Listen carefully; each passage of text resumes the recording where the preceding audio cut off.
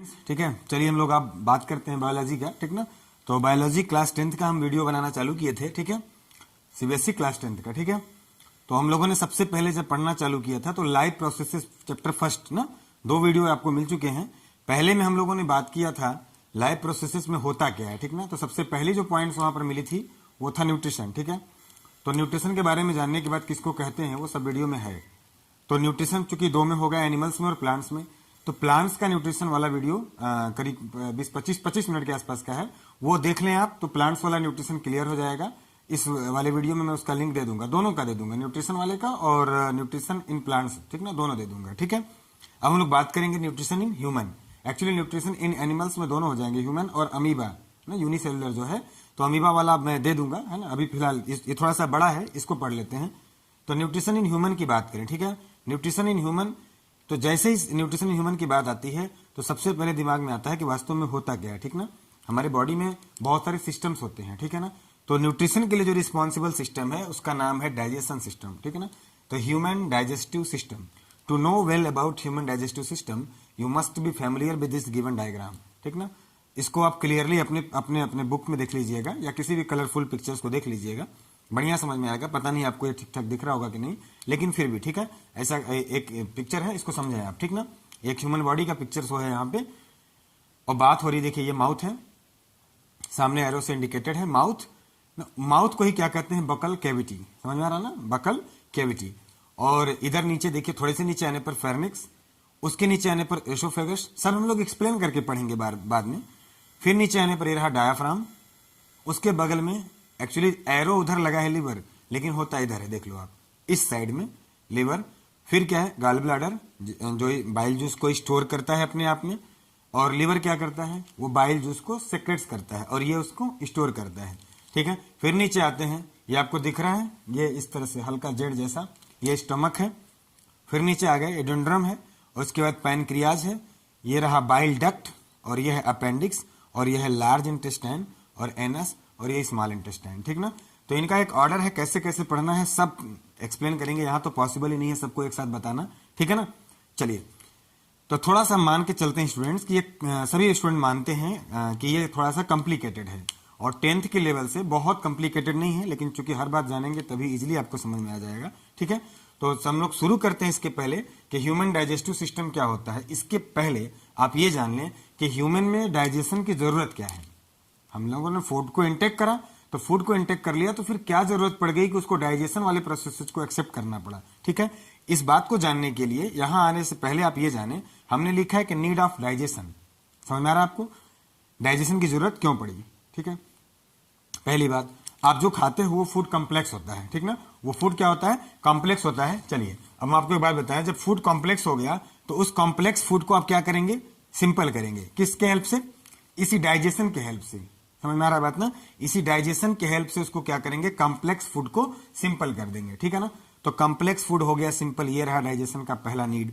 दूसरा, does not digest H2O, vitamin, minerals, these are absorbed. क्या लिखा है हमने, इसका मतलब समझे आप जो भी खा रहे हो क्या सबका डाइजेशन होगा, नहीं, क्योंकि उसमें विटामिन मिनरल्स भी होते हैं, और ये बड़ी माइक्रो साइज में होते हैं। ठीक ना, काफी छोटे छोटे होते हैं इनके पार्टिकल्स, ह्यूज नहीं होते हैं। आपके भोजन का पार्टिकल आपको दिखता है बड़ा बड़ा, है ना, लेकिन इनके नहीं दिखते, अर्थात ये माइक्रो होते हैं, छोटे छोटे होते हैं, तो इनका डाइजेशन नहीं होता। H2O का डाइजेशन नहीं होता सॉरी, विटामिन का नहीं होता, मिनरल्स का नहीं होता। ठीक है ना, ये क्या होते हैं तब, अगर ये डाइजेस्ट नहीं होते तो फिर क्या होते हैं, ये एब्जॉर्ब हो जाते हैं, इन्हें बॉडी एब्जॉर्ब कर लेती है। कहाँ करती है और कैसे करती है, you will learn in further steps in this human digestion system. ठीक ना, यही समझोगे आप।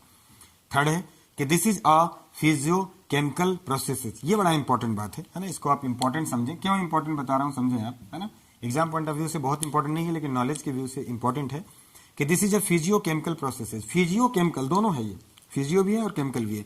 फिजियो क्यों, फिजियो का मतलब जहां केमिकल्स पार्टिसिपेट ना करें लेकिन एक्शन हो। केमिकल का मतलब एक्शन तो हो लेकिन with the help of any chemicals, any chemical reactions. ठीक है, तो फिजियो क्यों बोले, क्योंकि आप दांत से उसको काटते हो, हाथ से उसको तोड़ते हो, मुंह से उसको चबाते हो, तो ये जो चीजें आप कर रहे हो इसमें तो कोई केमिकल्स ने अभी कॉपरेट नहीं करा, तो क्या हुआ, ये फिजियो रिएक्शंस हो गया, फिजिको प्रोसेसेस हो गया। और केमिकल क्यों हो गया, क्योंकि कुछ एंजाइम्स, कुछ हार्मोन्स, कुछ जूस सेक्रेट्स होंगे, वो भी हेल्प करेंगे डाइजेशन में। समझ में आ रहा है बात ना? तो अगर ऐसा होगा तो ये केमिकल प्रोसेसेस भी हो गया, तो कंबाइनिंग बोथ हम they we can call together that this is a physiochemical processes, ठीक है ना। फिर लास्ट में सबसे इंपॉर्टेंट बात कि इसका सबसे बड़ा फायदा क्या है, तो सबसे बड़ा फायदा यह है कि जो हम फूड लेते हैं वो डाइजेशन के बाद ही हमें एनर्जी देगा। Is this true? This is very true. Whatever you are taking food, if that is not digesting in your body, in your internal organs, that means you are not going to get good amount of energy. What about good amount? Even not bad amount of energy, कुछ नहीं मिलने वाला है आपको, ठीक है ना, अगर फूड डाइजेस्ट नहीं हुआ तो this was some little summary given here that why we need digestion. समझ गए होंगे आप, ठीक है। चलते हैं अब, तो डाइजेशन को समझना है, इजिली समझना है। अगर आप देखो टुगेदर एक साथ फोकस कर लोगे अगर, तो शायद प्रॉब्लम हो जाएगा आपको, ठीक है। तो चलिए बारी बारी समझते हैं। ह्यूमन डाइजेस्टिव सिस्टम्स को समझने से पहले आप समझें, ठीक है ना, हम लोग बात करते हैं इस एलिमेंट्री कैनल की। ये दो पार्ट्स में बट गया ह्यूमन डाइजेस्टिव सिस्टम, बट नहीं गया, हमने बांटा। क्यों बांटा? क्योंकि देखो हम ऐसा कह रहे हैं जहां जहां फूड जाएगा उसको एक तरफ कर दिया, जहां जहां भोजन जाएगा उसे एक तरफ कर दिया, और जो लोग अपना कुछ दे करके उस फूड को डाइजेस्ट करने में हेल्प करेंगे उन्हें अलग कर दिया। अर्थात फूड वहां नहीं जाएगा, वहां से कुछ फूड में आएगा। तो जहां जहां फूड गया हमने उसे एलिमेंट्री कैनाल बोला, हमने नहीं बोला, ऐसा बोला ही जाता है, ठीक है ना। हम क्या बोलेंगे, ठीक ना, एलिमेंट्री कैनाल। कैनाल का मतलब समझते हो ना आप, कैनाल एक पथ, होलो पथ, समझ में आ रहा है बात ना, जिसको आप नहर बोलते हो। तो ऐसा ही तो कुछ हुआ, ये कैनाल ही तो है, ये, ठीक है ना, समझ में आया, ठीक है। इसे एलिमेंट्री कैनाल बोलेंगे पूरा, मतलब माउथ से लेकर के एनस, इनटेक पोजीशन पॉइंट से लेकर के एक्सक्रिएट पॉइंट तक के पूरी लेंथ को, पूरी पथ को क्या बोलेंगे, एलिमेंट्री कैनाल बोलेंगे, ठीक है। इसकी स्टूडेंट्स पूरी यहां पे मैंने लिखा है कि इन एडल्ट है ना, इन एडल्ट लोगों में इसकी पूरी लेंथ कितनी होती है, 8 से 9 मीटर, है ना। इसको आप चाहो तो फीट में भी बता सकते हो स्टूडेंट्स, ये 32 फीट 32 फीट के आसपास होता है, ठीक है ना। अगर आपको 3 नहीं दिख रहा तो मैं बोल रहा हूं, सुन लीजिए, 32, ठीक है, राइट। तो एलिमेंट्री कैनाल कहां से लेके, माउथ से लेकर के एनस तक के पूरे लेंथ को क्या बोलेंगे, एलिमेंट्री कैनाल बोलेंगे। टोटल लेंथ कितना हुआ, 8 से लेकर 9 मीटर के आसपास एडल्ट लोगों में, और 32 फीट के आसपास, ठीक है ना। सोच लो, आदमी खुद होता है 5-6 फीट का, और उसके अंदर ये स्ट्रक्चर कितना इन्वॉल्व है, तकरीबन 32 फीट, है ना, इतना, ठीक है। ये गॉड गिफ्टेड स्ट्रक्चर है, ठीक है ना, समझिए आप। तो ये एलिमेंट्री कैनाल है, ये समझ गए ना, ये हम उसकी बात कर रहे हैं जहां फूड जाएगा ना, एक के बाद करके जाएगा, हम उसकी बात कर रहे हैं। अभी इसमें फूड नहीं जाएगा, अभी नहीं जाएगा ही नहीं, समझो। फिर दूसरा क्या हमने करा, डाइजेस्टिव ग्लैंड्स ना। डाइजेस्टिव ग्लैंड्स क्या है, those glands that secretes some enzymes, some juices which helps into the digestion, ठीक है ना, उन्हें बोलेंगे डाइजेस्टिव ग्लैंड्स। फूड यहां नहीं जाएगा, यहां से कुछ फूड में आएगा, ठीक है ना। अच्छा, इनका एक ऑर्डर देख लो आप, माउथ टू एनस, माउथ से लेकर एनस तक क्या है, अ लॉन्ग होलो ट्यूब, एक लंबा सा होलो ट्यूब है, जिसे आप क्या बोलते हो, एलिमेंट्री कैनाल। इसका स्टेप स्टार्ट हो गया स्टूडेंट्स। तो कहां से स्टार्ट हुआ, सबसे शुरू हुआ माउथ से, माउथ के बाद कहां पहुंचा, इसोफोगस में, इसोफेगस के बाद कहां पहुंचा, स्टमक में, स्टमक के बाद कहां पहुंचा, स्मॉल इंटेस्टाइन में, स्मॉल इंटेस्टाइन के बाद कहां पहुंचा, लार्ज इंटेस्टाइन में, फिर कहां पहुंच गया, लास्ट में एनस, यहीं से एक्सक्रिएट हो जाएगा, एक्सक्रेटा निकालकर, ठीक है ना, समझते हैं। तो माउथ, अच्छा ये रहा आपका एलिमेंट्री कैनाल। आप समझोगे कि यहां जाकर के क्या होता है और कैसे होता है, फिर यहां क्या होता है, फिर समझेंगे। चलो डाइजेस्टिव ग्लैंड समझ लें, यहां लिख रखा है तो समझ लें, स्पेस नहीं था इसलिए मैं टर्म ले लिया।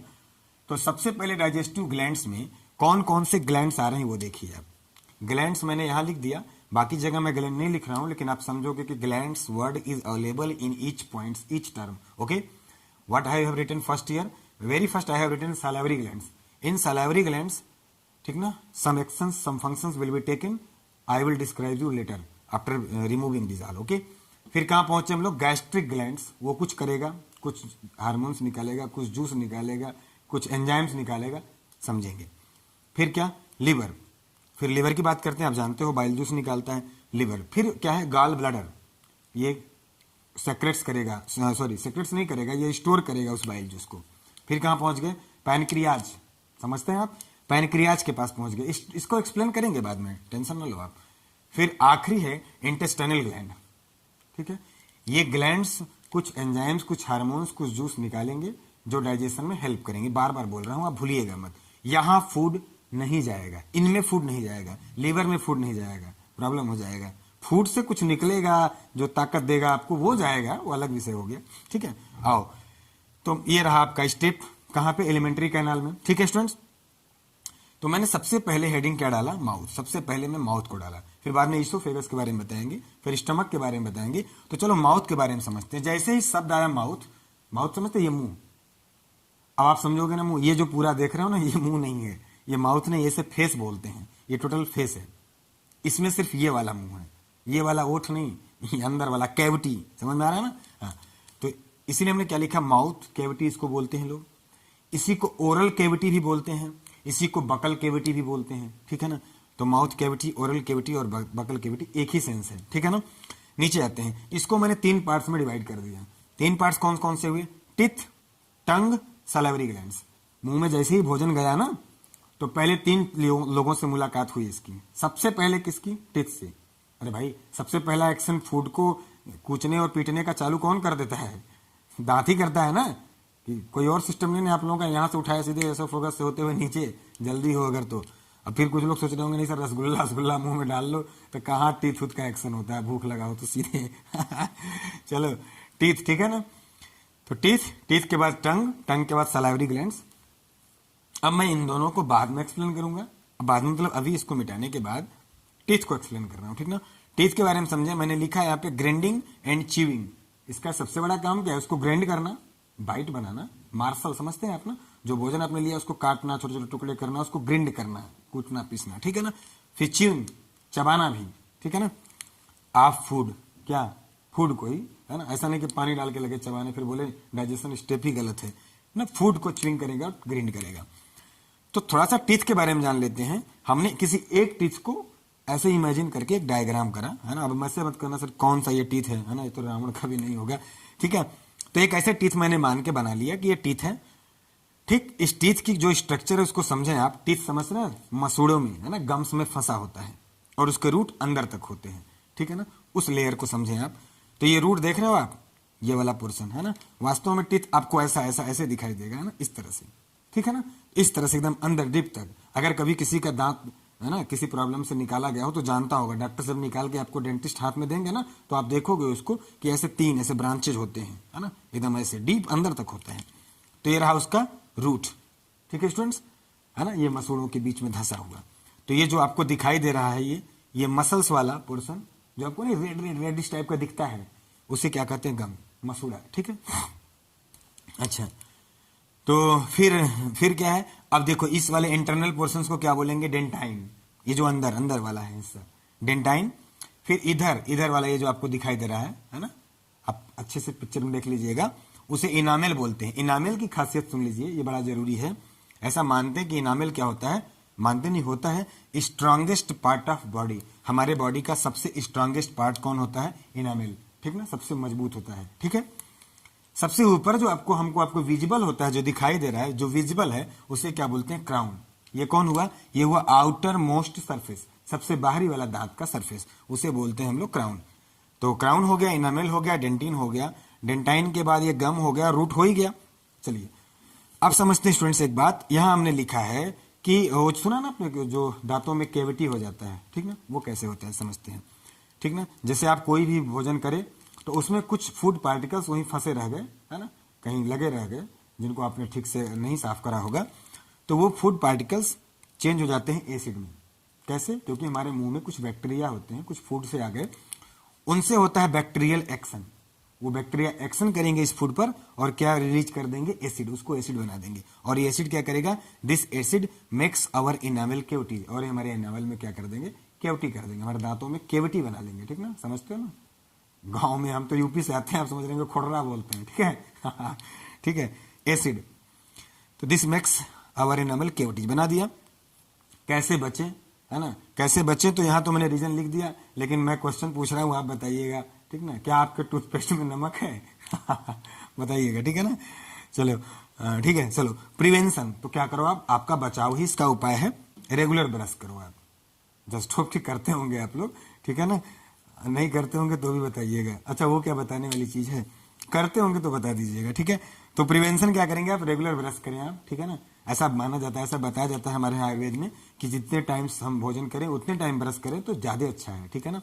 भाई दांत ही से तो सब है, ठीक से पूछ ही नहीं पाओगे तो क्या करोगे, तब कैसे खाओगे, कैसे हेल्थ और बॉडी बनाओगे, ठीक है। ठीक है स्टूडेंट्स, तो ये सारी बातें रही, इतना आप नोट करें। तो अगला मेरा चलेगा टंग और सैलिवरी ग्लैंड्स के बारे में, ठीक है। नोट कीजिए इतना। अब हम लोग इसके आगे बात करते हैं, ठीक ना। हम लोगों ने इसके प्रोसेसेस को देखा, तो टीथ के बारे में हम लोगों ने पढ़ा, ठीक है ना। और टीथ को मैं बड़ा थोड़ा सा शॉर्टकट में ही बताया, आपके 10th लेवल तक है, ठीक है ना। 10th के लेवल तक ही उसको रखे हैं। अगर आपको चाहिए कि नहीं और फर्दर इन्फॉर्मेशन भी चाहिए तो बताइएगा, उस पर भी वीडियो बन जाएगा। टीथ वही 4 प्रकार के होते हैं और 32 होते हैं, ठीक है। तो उसके बारे में हम नहीं बताया, ठीक ना। शॉर्टकट में जो आपको काम बन जाए, एग्जाम सर पे है आपका। लेकिन और इन्फॉर्मेशन चाहिए तो बताइएगा, मैंने पूरा नहीं बताया, ठीक है ना। अलग से तब टीथ पे एक वीडियो बन जाएगा, ठीक है। तो टीथ पर होने के बाद माउथ में थे हम लोग। माउथ के 3 सेक्शन थे, अपने देखा, टीथ था, टंग था और ये सलाइवरी ग्लैंड्स की बात हो रही थी, ठीक ना। तो अब टीथ के पढ़ने के बाद टंग की बारी है, ठीक ना। ए नंबर पे हम लोगों ने लिखा था टीथ को, टंग की बारी है। टंग को समझते हैं। टंग का बहुत रोल नहीं है, ये क्या करता है, फूड को पेस्ट करेगा, रोल करेगा, है ना। जैसे नहीं कलछुल होता है तो ये कलछुल का काम करेगा, इधर से उधर घुमा घुमा के आप जीभ से करते ना, फंसाता जीभ से, तो कलछुल जैसा ही काम करेगा, ठीक है। पेस्ट करेगा, रोल करेगा, मिक्स क्या करेगा, ग्राइंडेड फूड को विथ सलाइवा। मुंह में हमारे क्या बनता है, सलाइवा, लार, समझते हैं ना। उस सलाइवे को उस ग्राइंडेड फूड से, कौन सा ग्राइंडेड फूड, जिसको दांत ने ग्राइंड कर दिया था ना, दांत पे च्यू करके ग्राइंड कर दिया था, उसको क्या कर देगा, ये टंग मिक्स कर देगा हमारे मुंह में बनने वाले सलाइवा के साथ। सलाइवा का बड़ा इंपॉर्टेंट रोल होने वाला है, समझे। टंग की और बहुत ज्यादा रोल नहीं है, ठीक है ना। हाँ, अब वो बात अलग है कि बात बोलने में लोग बोलते हैं जुबान संभाल के बात करो, तो वो जुबान इसी को बोलते हैं, जुबान, ठीक है ना। तो यहाँ जुबान संभालने की बात नहीं हो रही है, जुबान कितना भी खराब रहेगा डाइजेशन पे असर नहीं पड़ेगा आपका, ठीक है। तो टंग की बात करें तो टंग्स में कुछ बर्ड्स पाए जाते हैं, बर्ड्स, है ना। आपको नहीं दिखता टंग्स पे छोटे छोटे दाने जैसे दिखते हैं, ग्रेनुअल जैसे टंग्स, मुझे नहीं श्योर है लेकिन शायद ये 9000 के आसपास होते हैं क्या, है ना। श्योर हो लेना आप। टेस्ट बर्ड्स ना, ये टेस्ट बर्ड्स जो आपको टेस्ट बताएंगे, ठीक है ना, कि साल्टी है आपका फूड, कि स्वीट है, कि सावर है, कि स्पाइसी है, ऐसा, ठीक है ना। तो टंग का इतना ही रोल रहा है, ठीक है। नीचे आते हैं सी नंबर पे, जिसको सलाइवरी ग्लैंड्स बोलते हैं। अभी हम लोग माउथ में ही हैं, ठीक है ना, हाँ, वोकल कैविटी में ही हम लोग हैं, ठीक है। तो सलाइवरी ग्लैंड्स की बात करें तो सलाइवरी ग्लैंड्स को बताया जाता है कि ये ना 3 जोड़ी होते हैं, ठीक है ना। 3 होते हैं, कौन कौन से, देखो, पैरोटिड ना, सबलिंगुअल और ये सब मैंडिबुलर, ठीक है ना। ये आपको जो 3 दिखाई दे रहे हैं, इनके बारे में बहुत आपको एक्सप्लेन नहीं करना है। ये ग्लैंड्स क्या करते हैं, क्या रिलीज करते हैं, फर्दर क्लासेज में पढ़ोगे आप, लेकिन 10th के लेवल में इतना भी जान जाओ तो बहुत है। ये जो पैरोटिड होता है ना, ये आपके चिक, गाल के पास होता है, ठीक है, पैरोटिड, ठीक ना। और इसके बारे में ऐसा बोलते हैं कि यही ये जो सलाइवा निकालता है, सलाइवरी ग्लैंड्स क्या बनाता है, सलाइवरी ग्लैंड्स सलाइवा बनाता है, ठीक है ना। उस सलाइवा में कुछ एंजाइम्स होते हैं, ठीक है ना। अगर कोई पूछे आपसे तो सलाइवरी ग्लैंड्स बेसिकली क्या बनाता है, सलाइवा बनाता है, ठीक है ना। समझ में आ गया ना, उन्हीं में से। और ये अलग अलग हो गए। ये जो पैरोटिड है, ये जो सलाइवा निकालता है, ये सलाइवा स्नैक में, ठीक ना, सांप में किसका काम करता है, वही जहर होता है, पॉइजन, ठीक है ना, स्नैक में। चलो, अपने में नहीं, ठीक है ना। चलो, तो ये 3 हो गए। हाँ, ये जो सबलिंगुअल है, ये कहाँ होता है, बेलो द टंग, जीभ के नीचे होता है ना। ये सब मैंडिबुलर जो है, ये लोअर जा, ठीक है ना, जबड़े के नीचे, है ना। लोअर जा मतलब जबड़ा, निचला वाला हिस्सा। चलो, सलाइवा ग्लैंड्स की बात करें तो सलाइवा निकाल दिया उसने। जो सलाइवा निकाला उसने, देखो सलाइवा मुंह में बहुत इंपॉर्टेंट होता है, लार, ठीक ना। लार बहुत बनता है, तो आपको शायद जानने में बुरा लगे, किसी का लार सलाइवा गिर रहा हो मुंह से, छोटे बच्चों का खूब गिरता है।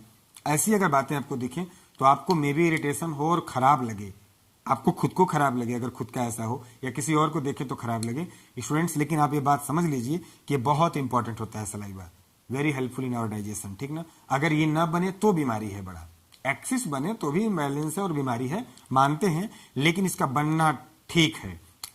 आगे समझते हैं ऐसा क्यों। मैं आपको यहां बता दूं तो इसने सलाइवरी ग्लैंड्स ने क्या निकाला, सलाइवा। उस सलाइवा में कुछ एंजाइम्स होंगे ना। सबसे पहले क्या निकाला इसने, सलाइवरी एमाइलेज रिलीज किया, उसी को हम लोग सलाइवा कहेंगे, या वही सलाइवा में होगा, वो एक एंजाइम है।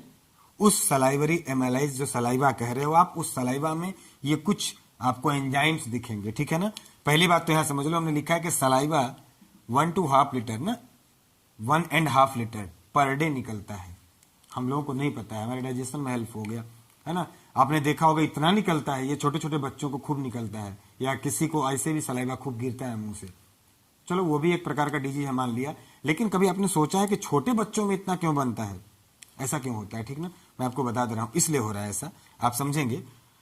तो पहले इसका फंक्शन देखो। तो ये सबसे पहले स्टार्च को, स्टार्च समझते हैं आप, कार्बोहाइड्रेट्स को बोलते हैं। तो जो आपने भोजन करा वो कॉम्प्लेक्स शुगर है, हार्ड शुगर है, उसको ये क्या कर देगा, सिंपल शुगर में बदल देगा, यानी कि carbohydrates change into simple sugar. किसके द्वारा, इस सलाइवा से निकलने वाले एंजाइम्स द्वारा। कौन सा एंजाइम है वो, टाइलिन है ना, डायस्टेज है, टाइलिन है, डायस्टेज है, या अमाइलेज है, अमाइलेज में ही वो है, ठीक है ना, अमाइलेज, टाइलिन, डायस्टेज। समझ में आ रहा है बात ना। क्या किया इसने, स्टार्च को यानी कि हार्ड शुगर को सिंपल शुगर में चेंज कर दिया, ठीक ना। अब देखो यहीं पर एक एंजाइम्स होता है, यहीं पर निकलेगा इसी सलाइवा से, लाइजोजाइम, ठीक ना। ये जो लाइजोजाइम है ये क्या करता है, जर्मिसाइड्स ना, जो फालतू के इधर उधर से ना कीटाणु जो होते हैं, जर्म्स जो होते हैं, वो किसी तरह अगर हाथ के द्वारा, है ना, या किसी तरह मुंह में चले जाएं किसी चीज के छू लेने से, तो ये लाइजोजाइम उसको मार देते हैं। अब आप समझिए इंपॉर्टेंट रोल स्टूडेंट्स, कि इसीलिए बच्चों में ये खूब निकलता है, क्योंकि बच्चे होते हैं थोड़े, उनकी सेंस हमारे जैसे समझदारी भरी नहीं होती, वो कुछ भी छू लेंगे, किसी भी चीज को उठाते हैं मुंह में लगा लेंगे, किसी भी सामान को पहले मुंह में लगाएंगे तो जर्म्स अंदर जाएंगे। उन जर्म्स को मारने के लिए सफिशियंट होते हैं ये लाइजोजाइम्स, और ये कहाँ निकलते हैं, उस सलाइवा से, तो वो ठीक है उनके लिए। ये देख रहे हो नेचर का कुछ ऐसा प्लान, कुछ ऐसा क्रिएशन, ठीक है ना, समझ में आ गया होगा आपको। नीचे आते हैं। अच्छा, फिर ये समझ लो आप, तो ये हो गया स्टार्च, यहाँ पे डाइजेस्ट हो गया इस निकलने वाले सलाइवा के एंजाइम से, ठीक ना। और लाइजोजाइम का भी काम आपने समझ लिया, ठीक है ना। और भी कुछ होते हैं यहाँ पे, आपको इतना बहुत नहीं जानना है, लेकिन बोलोगे आप तो और एक्सप्लेन करके अगली वीडियो में बता देंगे, ठीक है। बहरहाल अपने 10th की प्रिपरेशन को आप और फोकस करके करिए, ठीक है। नीचे आइए, चलिए, हाँ ठीक है, ये सलाइवा वाली बात हो गई। देखो मैंने यहाँ पे एक बात लिखा है कि डाइजेस्टेड फूड फ्रॉम माउथ, मुंह में अभी तक टीथ, टंग और सलाइवरी ग्लैंड्स के हेल्प से जो फूड डाइजेस्ट हुआ वो पूरा मुंह में डालते ही डाइजेस्ट तो नहीं हुआ, एक प्रोसेस से जो छोटा छोटा टुकड़ा किया उसने, सलाइवा आया, उसका पेस्ट बना, उसको कुछ वहां से निकलने वाले एंजाइम्स ने डाइजेस्ट करा, मतलब अभी पार्शियल ही हुआ, कुछ ही हिस्सा हुआ। तो इस डाइजेस्टेड फूड को बोलस बोलते हैं। क्या बोलते हैं, बोलस। जो मुंह में डाइजेस्ट हो गया उसे क्या बोलते हैं, बोलस। आप आगे समझोगे, फिर बाद में हो जाकर स्टमक में डाइजेस्ट होगा उसे काइम बोलेंगे, ठीक है ना। चलिए, अच्छा, अब यहां से क्या हुआ स्टूडेंट्स, अब यहां से होने के बाद ये आगे चलेगा, अब कहां आ जाएगा, ओसोफेगस में ना। ये जो इसोफेगस आपको दिखाई दे रहा है, इसको ओसोफेगस, इसोफेगस जो पढ़ना है पढ़ लो, ठीक है ना। हाँ, इसोफेगस में जब आ गया ये, तो इसोफेगस में आने के बाद हुआ क्या, ये समझे आप, ठीक है ना। अब आपको लगता होगा कि यहां पर भी फूड का डाइजेशन होता है, तो फूड का डाइजेशन होता है ये मैंने नहीं बताया था। ये फूड के डाइजेशन का एक पथ है, और एक ऐसा पथ है जो ऑर्गेनल पथ है, यानी कि ग्लैंड्स नहीं है, कोई हार्मोन्स रिलीज नहीं करेगा, कोई जूस रिलीज नहीं करेगा, ठीक है ना। तो इसोफेगस में जब आ गया, तो मैंने यहां पर देखो लिखा है कि no digestion takes place here ना, यहां कोई डाइजेशन मूवमेंट नहीं होता, डाइजेशन नहीं होता, लेकिन डाइजेशन का एक मूवमेंट तो होता है, ठीक है ना। ये दिखाई दे रहा है आपको, यहां से यहां तक, ये वाला है ना, स्टमक तक का, ये इसोफेगस है, ठीक ना, ये और आपको दिखा होगा कुछ बेंड सा है, कुछ बेंड सा शेप है, अर्थात ऐसा एकदम सीधा नहीं होता। समझ में आ रहा है क्यों नहीं होता। अगर ऐसा सीधा सा होगा तो कुछ भी खाओगे धम से जाके आपके पेट में गिरेगा, धमाक से आवाज आएगा, कुछ भी रसगुल्ला, गुलाब जामुन, जो भी जहां मुंह में डाले सीधा है, धम से गिर जाएगा। ऐसा नहीं होता ना, आपके पेट से साउंड आएगा, रह जाओगे, खाना बंद कर दोगे। There are some reasons behind such kind of shape, इसके ऐसे शेप के पीछे कुछ रीजन्स तो होगा। आई थिंक कि आपको समझ में आ गया होगा कि इसका शेप ऐसा क्यों होता है, why not this is straight. I have written here that not straight, ठीक है ना, the shape of oesophagus is not straight, so why, just I told you that, ठीक ना। In taking some materials of food ना, it will direct reach to your stomach, जाके धमाक से आवाज करेगा, प्रॉब्लम होगा, ठीक है ना, इसलिए सीधा। तो फिर स्टूडेंट से फूड आता कैसे है ना, जो मुंह में करा क्या वहां सीधे आ गया सड़क के, ऐसा नहीं है, ठीक है ना। इस तरह से इस पिक्चर को देखे आप, ऐसे ही एक मैनुअल पिक्चर है, आप इसको समझे, डिजिटल पिक्चर नहीं है, ठीक है ना, आप इसको समझ लो, है ना, मत लगना करने की क्या बना है वो सर, ठीक है। चलो, तो यहाँ इस ना माउथ से लेकर के स्टमक, क्या बात है ना, देखिए माउथ से लेकर स्टमक तक का जो आपका पथ है जो कनेक्शन है उसी को आप क्या बोलेंगे, इसोफोगस। समझ में आ गया ना।